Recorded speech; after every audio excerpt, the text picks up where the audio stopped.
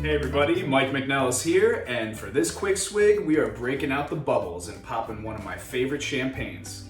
It's the Moet & Chandon Imperial Brut. This is Moet's house style and is consistently delicious every year. But what does that mean to have a house style?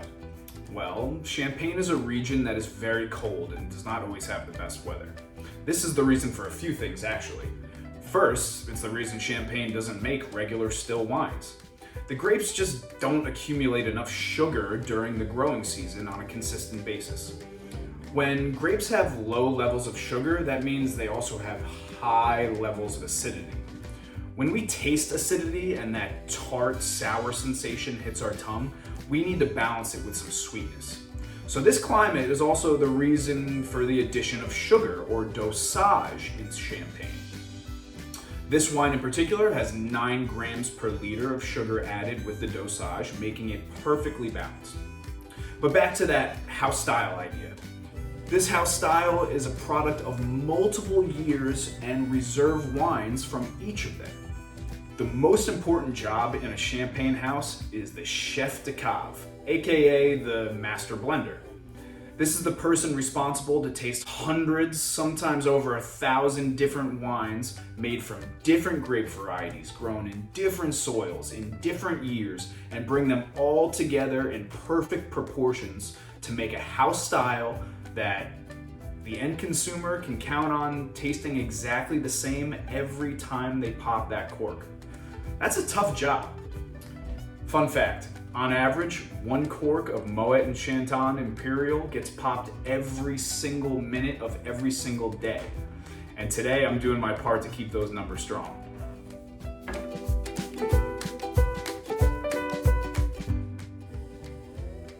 Oh, I love champagne. They can be so pretty and elegant, but still have so much going on. And how is there so much going on in this glass?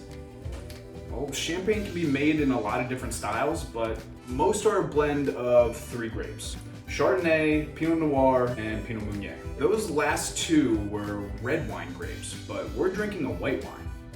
All the color in wine comes from the skins of the grapes, and champagne producers take all the necessary steps to assure delicate handling so no skin contact occurs. This includes hand harvesting in whole bunches and very delicate pressing of the grapes, only taking the pure free run juice. In these blends, Chardonnay gives us those lively citrus, green apple, and white floral aromas, along with this chalky mineral component. Chalk soil is a great growing environment for Chardonnay and is found in very specific, highly prized area of this region. Even in a white wine, Pinot Noir will give us some cherry, raspberry, and rose petal aromas, while the Meunier offers a soft, roundly textured red fruit, some Macintosh apple, and even a little bit of peachy stone fruit character. This wine has almost equal parts of each grape. It has all those flavors we talked about, and then a little something extra. This amazing toasty brioche, croissant, and biscuit flavor. An absolutely perfect addition to all the other components in the wine. And it's the trademark flavor of the wines produced in traditional champagne method. But how does that flavor get in there? Let's pick up where we left off with the chef de cave doing his thing. So we've got our final blend, or cuvee, of still wine whipped up by the master blender. Now what happens?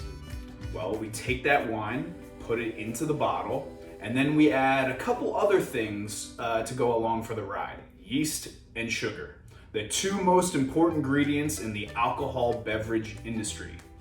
Yeast eats sugar to create alcohol. This is fermentation. But during that process, a few other things are created as well. Let's take a quick step back. So the wine goes into the bottle along with the yeast and sugar. We seal it up with a crown cap, kind of like a bottle of beer, and then the magic happens. The yeasts are in there eating all the sugar, creating a bit more alcohol, some flavor, but most importantly, carbon dioxide, or CO2. The CO2 is created, but because of the crown cap, it has nowhere to go. So it dissolves into the wine, which means we've got bubbles. That's what makes champagne sparkle, but the story of the yeast isn't over. They do their job and then they die for their cause. And when they die, they fall to the bottom of the bottle where they are allowed to rest. These dead yeast cells are referred to as the lees. And as they rest, a new process is kicked into gear called autolysis.